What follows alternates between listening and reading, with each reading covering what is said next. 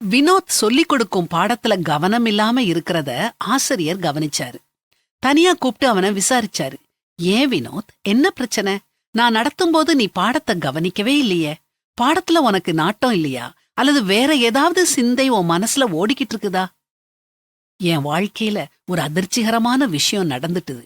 என்னால வேற எந்த விஷயத்திலையும் கவனம் செலுத்த முடியலன்னு வினோத் பரிதாபமா சொன்னான்.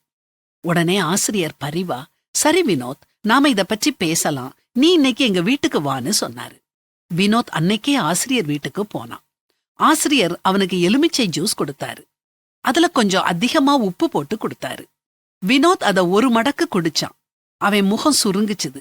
ஆசிரியர் அவன்கிட்ட, என்ன வினோத், உனக்கு இந்த ஜூஸ் பிடிக்கலையான்னு கேட்டாரு. அதுக்கு வினோத், ஜூஸ்ல உப்பு கொஞ்சம் அதிகமா இருக்குது சார்னு சொன்னான். ஆசிரியர் அவன்கிட்ட, சரி இத கொட்டிரலாம், நான் உனக்கு இன்னொன்னு போட்டு கொண்டு வர்றேன்னு சொன்னாரு. அதுக்கு வினோத், வேண்டாம் சார், இதோட கொஞ்சம் சர்க்கரைய சேருங்க, ரெண்டும் சேர்ந்தா நல்ல ருசி கிடைக்கும்னு சொன்னான். ஆசிரியர் அவனை பார்த்து சொன்னாரு, வாழ்க்கையும் இப்படித்தான் வினோத்.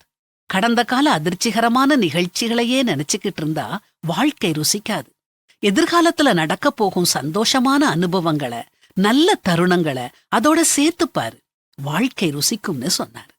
நீங்களும் கடந்த காலத்துல நடந்த சோக நிகழ்ச்சிகளை மனசுக்குள்ள தேக்கி வச்சிருக்கீங்களா? அவங்க இப்படி பேசிட்டாங்களேன்னு அவங்க மேல உள்ள வெறுப்புகளை சுமந்துகிட்டு இருக்கீங்களா? ஆண்டவர் சொல்றத கேளுங்க. முந்தினவைகளை நினைக்க வேண்டாம், பூர்வமானவைகளை சிந்திக்க வேண்டாம். இதோ நான் புதிய காரியத்தை செய்கிறேன், இப்பொழுதே அது தோன்றும், நீங்கள் அதை அறியீர்களா? நான் வனாந்தரத்திலே வழியையும் அவாந்திர வெளியிலே ஆறுகளையும் உண்டாக்குவேன். பழையவைகளை மறங்க, நம்பிக்கையோட எதிர்காலத்தை எதிர்கொள்ளுங்க.